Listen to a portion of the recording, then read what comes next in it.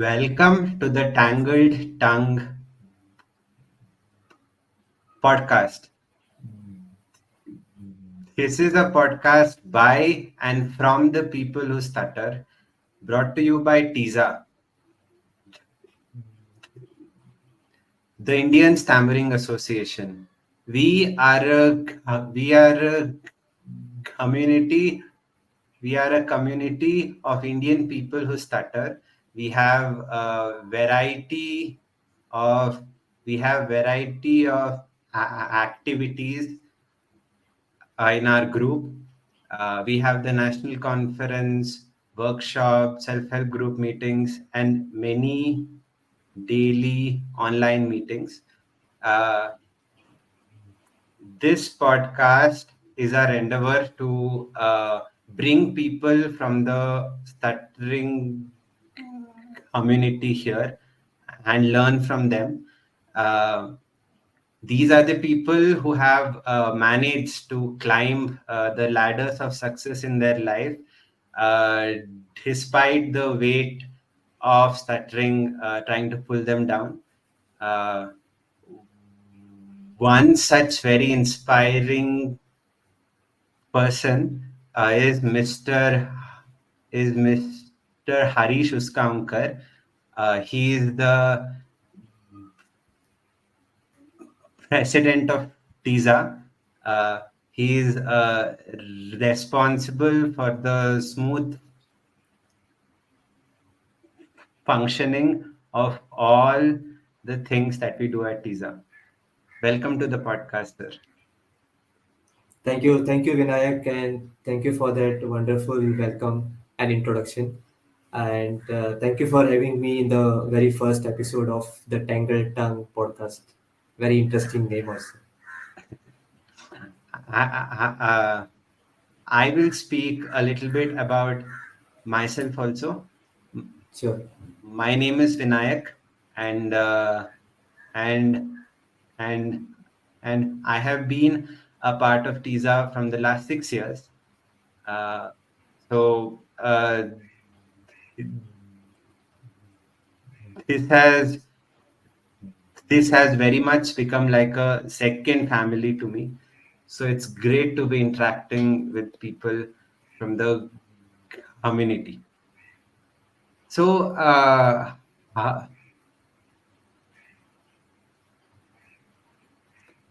Harish sir is the co-founder and CTO. Is the co-founder and CTO of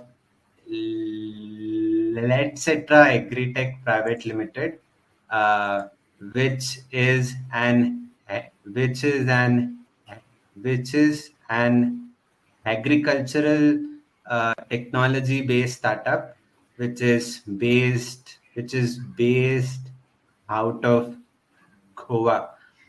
Do, do you want to speak a little bit about your startup and what is the work that you exactly do? Okay.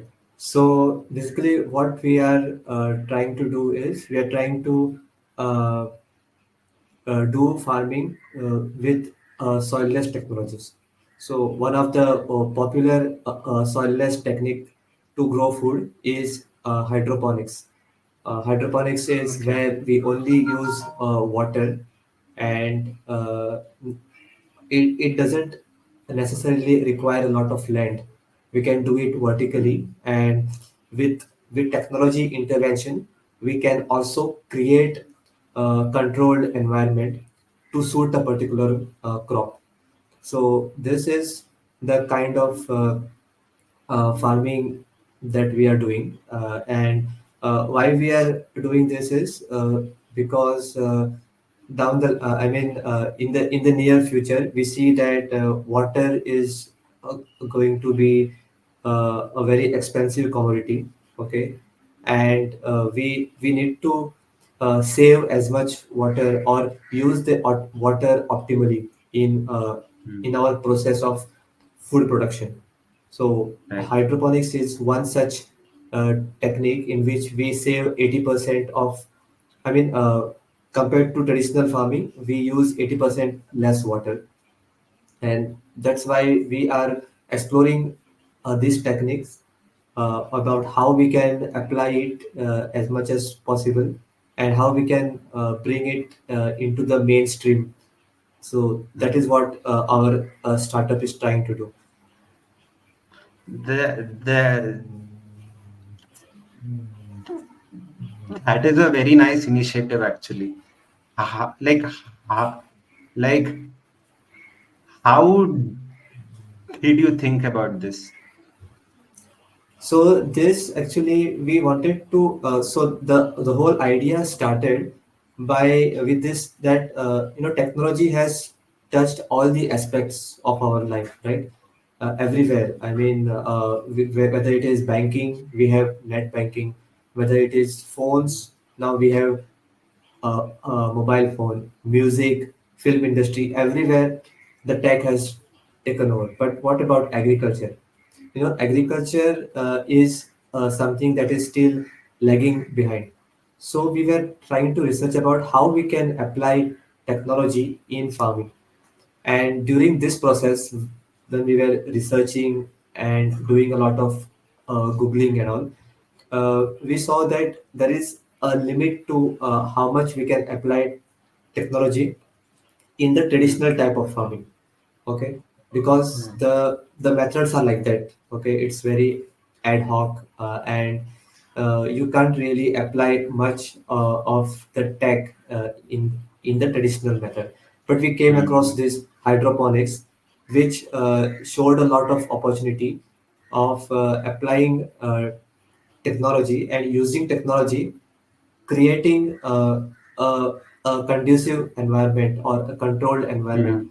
Like say, if I want to grow strawberries, how Mm. about creating uh, a climatic conditions which are suited for strawberries? Okay, say Mhm. in Goa, because in Goa we cannot even dream about growing strawberries. But what if we can do it using hydroponics? That really Huh. struck us, and we thought, let's explore this. Great. But yeah, like the this is also very important, I think, because the quality of the soil that we have now, uh, that is truly depleting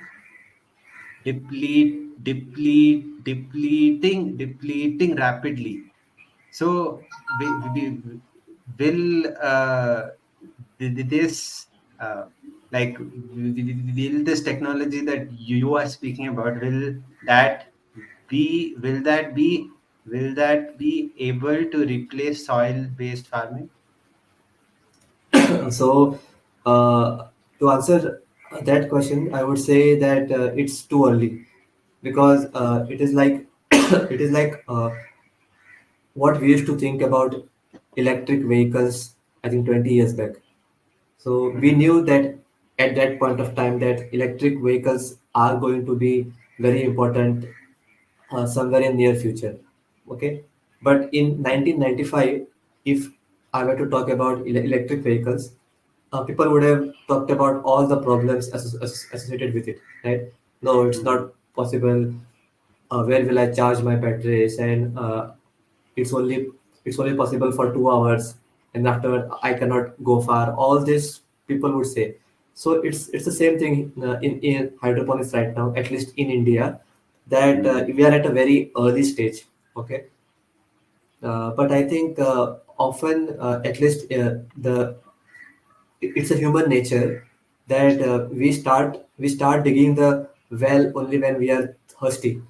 So I think Mm-hmm. only when we come across a problem wherein we can't help it but move towards hydroponics, it's only then that we will start going towards it. But as far as the adoption is concerned, we are at a very, I would say, a nascent stage in India. But having said that, uh, the Middle East countries have already started Hmm. adopting this because it is a need of the hour for them, because it's those are desert countries. There is a scarcity of water, and Hmm. that is this is proving to be the best solution for them. No, like like like I was just thinking about this. We Okay. can probably grow plants. We can probably grow plants on Mars also through this technology. Ah, yes, yes. That is that is one of the application actually, which even we also discussed in our team, Okay. and actually there are many things we can talk about this. I think we can do a completely Yeah, yeah. a new episode on that. Yeah, but we will try to change the topic now, and we'll talk about the national conference, which is coming up in Jaipur. Can you just explain uh, the people who, what is this national conference, who organizes it, and what are the benefits of attending this? Okay. So the national conference is actually, I would call it the festival, the biggest festival of people who stand up. Okay, like how we have Diwali, Christmas, Eid, right? Which are the Mm. biggest festivals for people who stand up, or for the stammering community. It is the national conference. Basically, it's an opportunity for us to embrace our stammering and celebrate. Okay, it's Mm. also an opportunity uh, to let ourselves being heard, okay, by others. Like if I want to tell my story of my pains, my struggles, okay, how I Mm. got through the the challenges of my speech impediment, okay, which we always wanted to do. So this is the best platform for PWS, people who stammer, to come and tell your story. It's also an opportunity to interact with many other people who stammer across India, and sometimes even outside India also. Okay, because we have got participants from in the past, we have got participants from USA, UK, and we have also got participants from, I think, Sri Lanka also. Okay, Mhm. so yes, it's a opportunity to interact with as many people who stammer, and people who stammer, like we always have felt so alone, and it's like as if we are the only ones who stammer, right? Yeah. But imagine a room in which you will find hundreds of people who stammer, and everybody stammers 100. Okay, so it's like you are the majority there, and people who don't stammer is the minority. So it's like that is the whole magic of national conference. And I would say that those 3 days, it is really magical. It has the ability to change the way you look at stammering, the way you look at yourself, your self image, and it can really make a different person out of you after you attend those 3 days. And when you come back home, I'm sure you will absolutely be a different person altogether. But what exactly what exactly are the thing that that we do in a national conference? Do we have speech therapy there? Or- No, No. So it is Okay. not about speech therapy like how always it has been with all TISA events. So TISA primarily doesn't speak about therapy. Okay, we speak about self-help, and when I say self-help, it means how we can help ourselves into dealing with our problems, how we can find our own way. And going to a national conference is one of the means by which we can find that answer. So, what happens in national conference? There are lots of activities like you can give, like people who stammer can give presentations. Okay, the presentations may be about their own story, about their struggles, or say if somebody has experimented with say how art is helping my stammering, or how music has helped me, or even how martial arts has Mm. helped me to look at myself in a different way. So people talk about themselves, they share their stories, one thing. Then we also have activities. We have group activities like we have talent shows. Okay, we have lots of role plays. So given a particular theme, okay, you do some Mm. kind of small skits, and it's amazing when you are playing your character on the stage. Okay, Mm. and many people have found it amazing that when they're in the skin of a character, they somehow don't stammer. Okay, so Yeah. that is something magical. So we have this kind of activities. The most popular activity of any national conference is the stammering interviews. Like Yeah. we go outside in groups and we conduct interviews. Like we have a questionnaire. We just go to the strangers. We catch hold of them. It's also called as the stranger talk activity. So we just catch hold of the strangers and start interacting with them. And we interact while talking to them. We actually voluntarily stammer.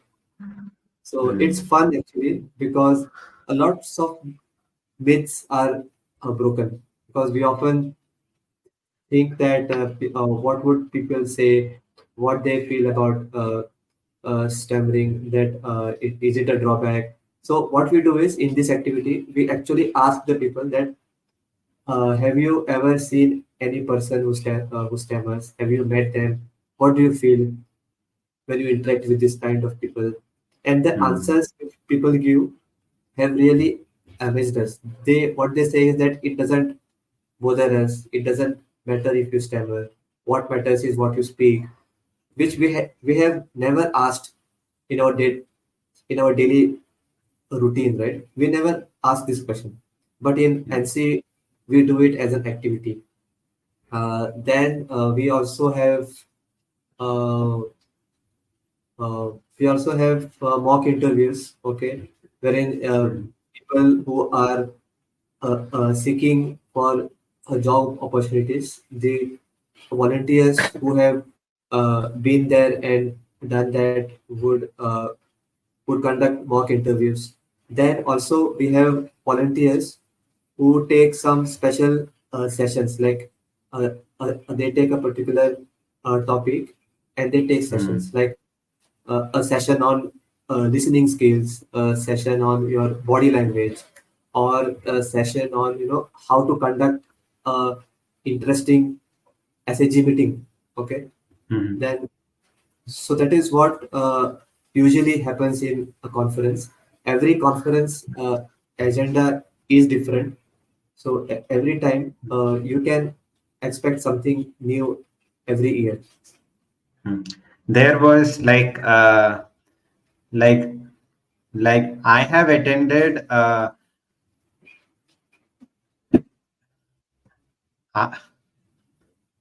I have attended one national conference which was Okay, in Delhi. So right. the the most fascinating experience there for me was that for 3 days you are locked with stammerers. Like there Yes. are stammerers all around you. Yes. So like so if you completely involve yourself over there, slowly your stammered speech itself starts to feel like, Exactly. like they like this is the way people speak. So Haha, you exactly. have so you have no negative thoughts about stammering. You are not trying hard not to stammer. So that was a fantastic experience for me as well.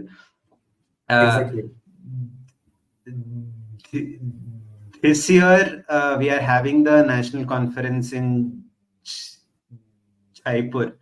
So, like, what are the dates, and then, like, how can somebody register for this? So the announcement is already out on all our TISA platforms. The national conference 2024 is happening in Jaipur. At the venue is Maheshwari Bhavan, and it's going to be on 27th, 28th, and 29th of September. The Mhm. the registration forms are being circulated in our Telegram group, in our WhatsApp communities, and it's also being shared on all our social media platforms. And soon we are going to put all the details on our website too. We are going to have a page in which we have all the details about the uh, registration fees and what to do, what not to do, and how to get there at the venue, what is the venue, and all those details will be available pretty soon. Our volunteers are working day and night on it. Yeah. But then, what is the pricing like? What is What, what is the pricing like? The pricing. the pricing? Okay, so the pricing, I'll have to just give me a minute.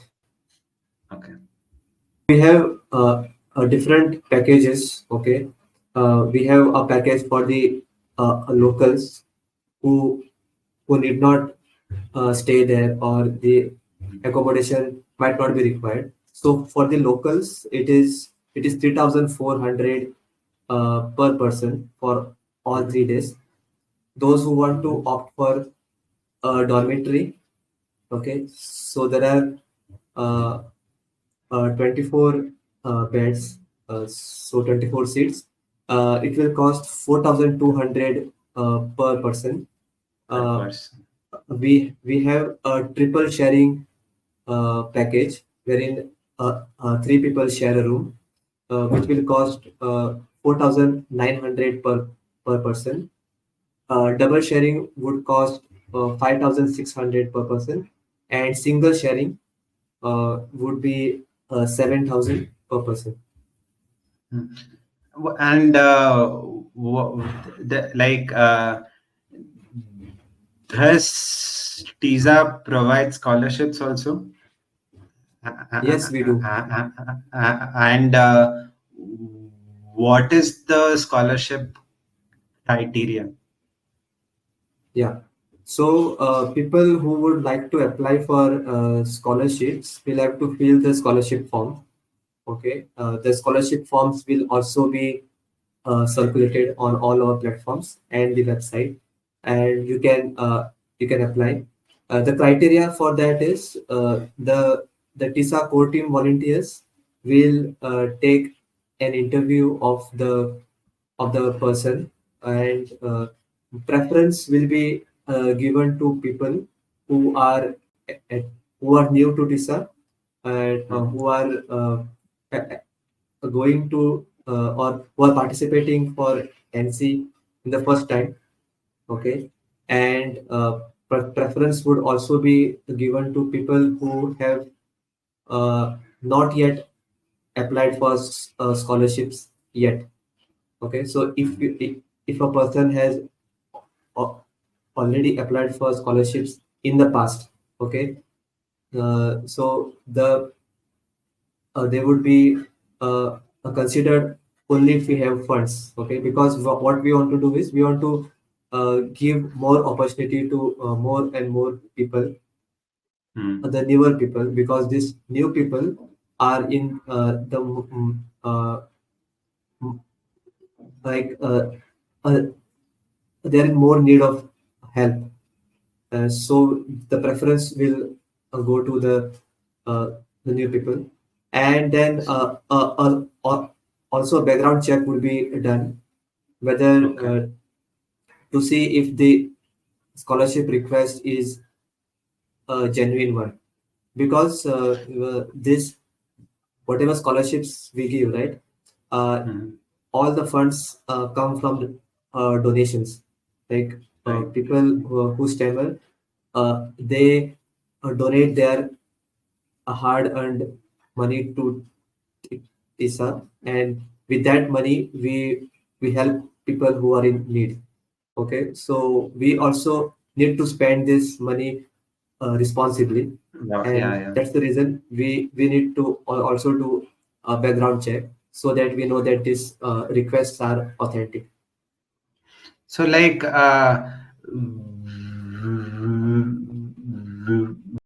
will the travel also be included? Okay, Like the it traveling depends. charges.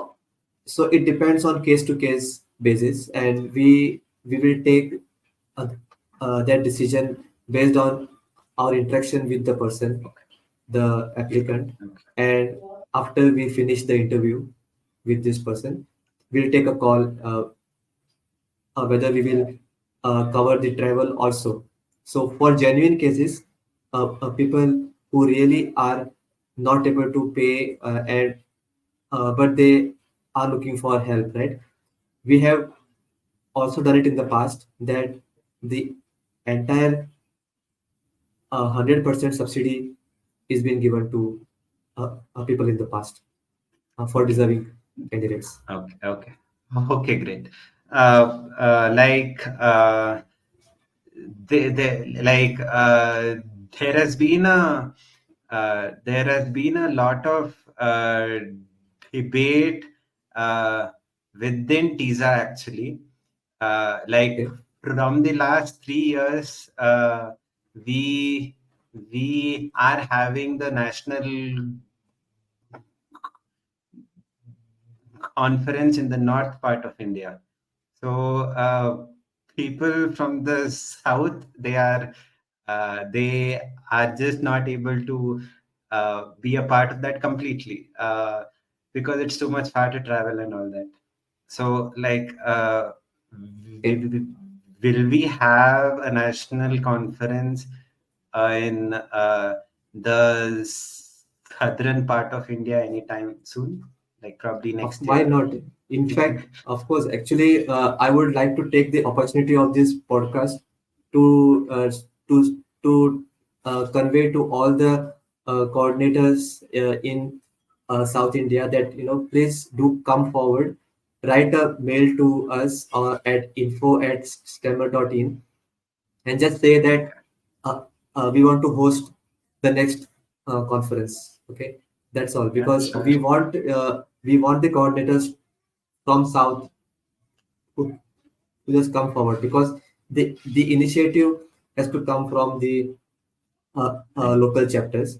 So of course, Bangalore has been very active and very passionate, and you have already, I think, hosted three uh, Two. national conferences. Two, I think. Right? One in Kurg and one in yes, two. Yeah, Okay, okay, okay. yeah, two. Okay. Two, correct. So, but what I see is Bangalore is also very well equipped and would be ready to host anytime. Uh, Yeah, sure. but apart from Bangalore, I think I would also request Hyderabad, Kerala, Chennai, all these messages. Please get together and write to us, and hopefully we'll have our next national conference somewhere in South. Great. Okay, so like uh, before we close this topic, uh, before we close this topic on national conference, there was one question in my mind, like Okay, who who who who proposed this uh, this idea of national conference to TISA. yeah, that's a good question. So this happened in 2010. Okay, that time TISA was new, and it was JP. Okay, Jayaprakash Sunda. Okay, who was at that time he was in Pune. Okay, and he was coordinating the a self-help group in Pune because he was working in an IT company there. Uh, Mhm. what he had done was he had taken a sabbatical of 6 months and spent those 6 months in Dehradun with Dr. Sachin. Okay. Okay, so Wow. and during that, yes, and during that he learned so many things about helping others, starting a SHG, what is acceptance, what is self help, all this, and then he got also he got exposed to many other stuttering organization activities like Mhm. NSA, BSA. Okay, and then he saw that this NSA, which is the National Stuttering Association of USA, they have this conferences in a big way. I see. Okay, I see. and he just floated the idea that why not we also have our TISA conference. Okay, but that time TISA was very new, and our Mhm. founder, Dr. Sachin Srivastav, he was saying that no, it is too early. We have just founded TISA, I think hardly 2 years back, and going for a national conference would be too early. So let's wait and watch, and first let's do some groundwork. But JP was very confident. He managed to uh, convince Sachin sir that we can do this. Okay, and he started planning for the first national conference. Okay, it was his belief and his determination that we held our first conference in the year 2011 in Bhubaneswar. Yeah. Okay, it was at a place where we had no presence at that time. We had no local chapter. We had nothing. Okay, everything happened on emails and everything, Wow. emails, phone calls, everything, uh, like that. And somehow we got a beautiful venue. Of course, the participants were about 30 people, but even then, the experience was magical, same. Um, Great. And that's how the whole story started. And so we started in 2011, and from then we never looked back. We always had a national conference. Even during the lockdown, we had virtual conferences on Zoom. Yeah.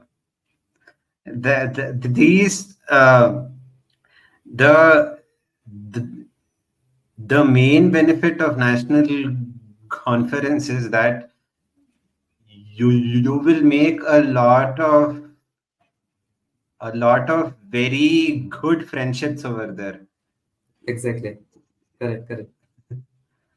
So, So I just want to take this opportunity and say, like, on this on camera, that JP, if you are watching this, so by the way, JP is in Canada now, okay, Okay. and he is originally from Chandigarh, but now he's moved to Canada with his family. And JP, if you are watching this, this is where we are now. A small idea which you started has now become a yearly ritual, and it is the most awaited event in TISA. So thank you for that, JP. Yeah.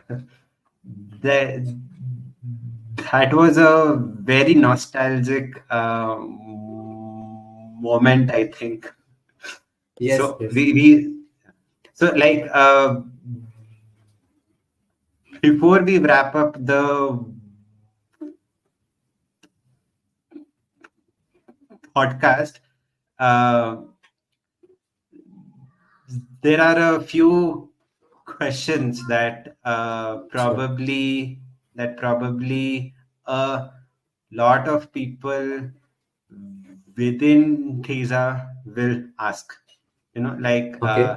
the the placement season will probably start from next month for a lot of for a lot of college students as well. So, like, Mhm. we as stammerers, we face a lot of problems during job interviews.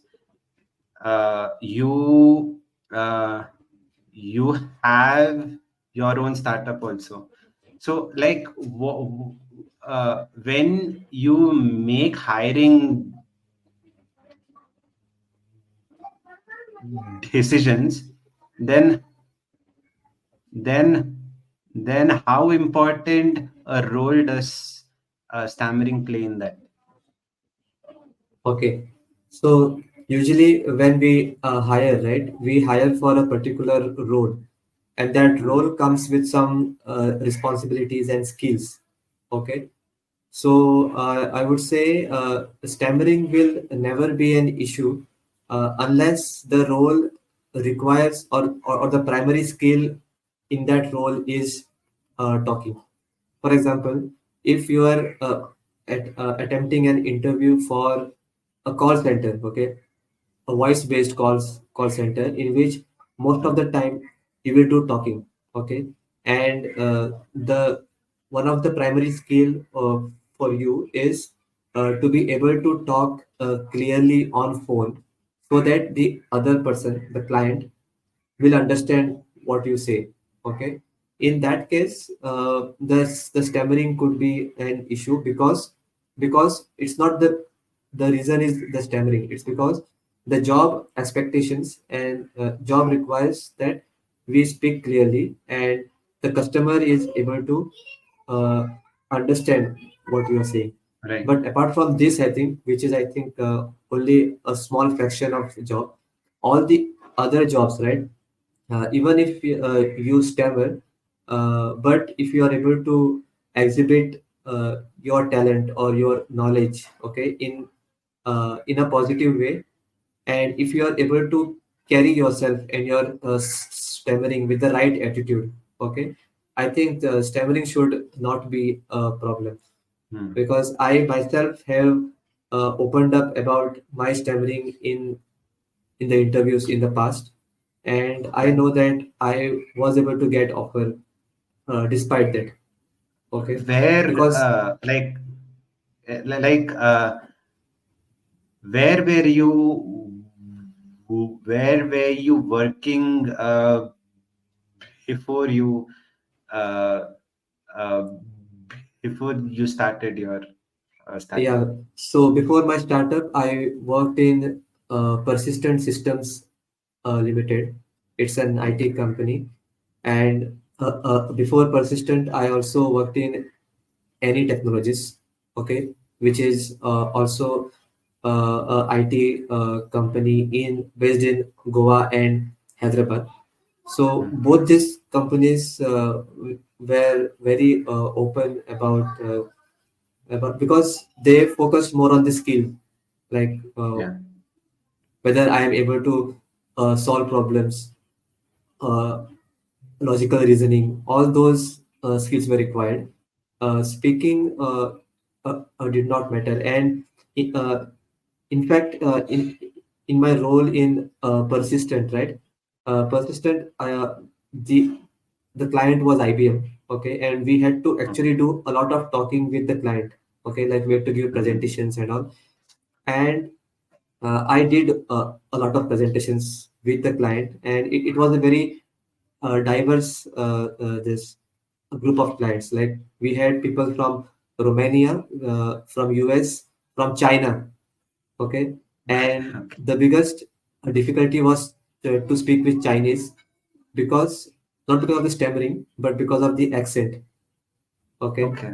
so Okay. but we still did that, and even if I stammered, even if I had blocks, I never had problems with my presentations. Okay, Mhm. because at the end of the day, So, if you are able to convey your message, then it's fine. so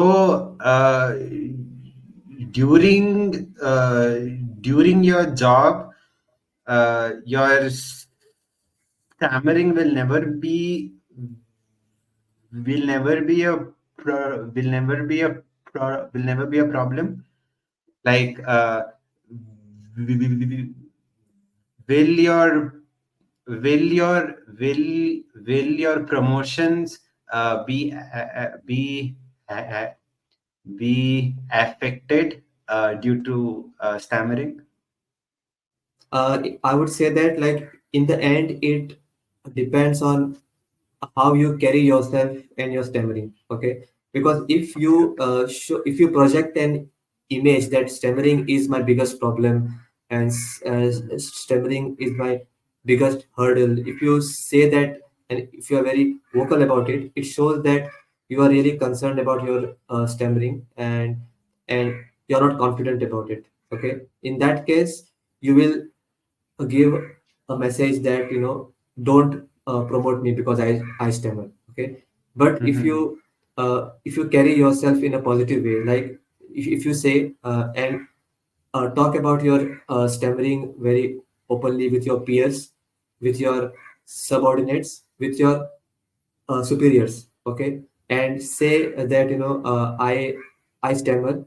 It's the way I talk, I can't help it, but it is not that I am underconfident. It is just that I experience block. So please give me enough time. Okay. If you disclose this, then I think the entire situation changes. Okay, because you are very open about it and you are comfortable with your stammering. When you are comfortable with your stammering, others will automatically be comfortable about your stammering, and then at that time you uh, your promotional your chances for promotion will not be affected. Okay. So they your so your so your stammering will not affect your job, but will it affect your job interviews? Uh, That also. like yeah, like Yeah, tell me. sh- like should we disclose about our stammering in the job interview, or will that be taken negatively? No, it's always good to disclose in the beginning in a positive way. Okay, like you should not disclose it in a way that it appears that you're trying to seek sympathy from the interviewer. Okay, it should not be like that. What you can say is, I just wanted to say that I stammer, and that's the way I talk. So please don't regard that as my underconfidence and my lack of knowledge, because if you're interviewing me, then please judge me by my knowledge and not my speech. Okay, if you say it like that, okay, in a positive way, not trying to uh, get sympathy from the interviewer, then I think it should be fine, because then it will set this it will set the tone for the rest of your interview that Right. now the interviewer knows that you acknowledge the fact that you stammer, you are okay with it, and then it's not that you are not confident. Now he will only focus on uh, your knowledge and skills. Skills. Okay, at the same time I would like to add that often people who stammer, when they are preparing for interviews, right, they spend a lot of time, I think 80% of time on how I will talk without blocks, how I will talk, okay, whether my stammering will be a problem. Okay, and in this the point is missed. Okay, the point is, when you are preparing for the interview, you have to prepare for the skill, right? Like Mhm. if I am appearing for a Java developer, okay, I should first read the Java concepts, right, or Node.js concepts. But instead of trying to understand the Java or Node.js or React concepts, I'm trying to improve my speech, I'm trying to appear fluent, and the whole time is lost. Okay, Yeah. so I would say that focus more on your knowledge, skills, whatever is required, and with that you will get confidence. And when you are confident, it is also seen that when you're confident, you automatically stammer less. Mhm. And then probably the best way to practice for interviews uh, is by giving mock interviews. So, like, Yes, yes, yes, that is the best do way. we? Either give mock interviews or just give interviews, even if it is not mock interviews. Just appear for interviews, Yeah, yeah, see right, how right. these people ask you, see how they react. Okay, because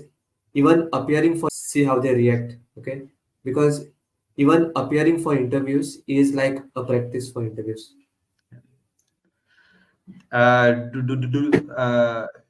Do we have some mock interviews at TISA?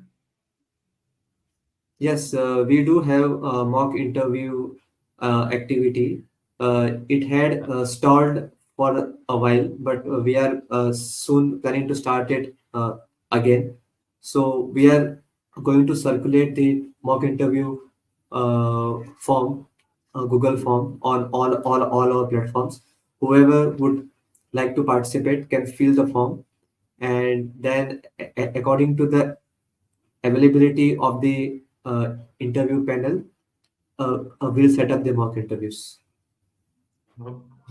Okay, great. Yeah, so before we close this podcast, uh, what would be your message for people who stammer? Yeah, so my message would be it reminds me of one quote which is actually very common, but it is very relevant for us, especially people who stammer. Is that journey of 1,000 miles uh, begins with the first step. Okay, so it is the first step which is most difficult, but once you take it, you can really go very far. Okay, so I would urge all the people who stammer, especially the first timers, to take the first step and register for the Jaipur workshop. I'm sorry, the national conference in Jaipur, and begin your journey. It would, and I'm sure it is going to be a beautiful journey. Yeah, great. Thank you for joining us in this podcast. Uh, we have learned a lot from you, I think. Uh, Thank you, Thank you. Vinayak. Thank you for giving me this opportunity, and it's mutual. I have also learned a lot from TISA and from all the members and friends in the community. Thank you so much.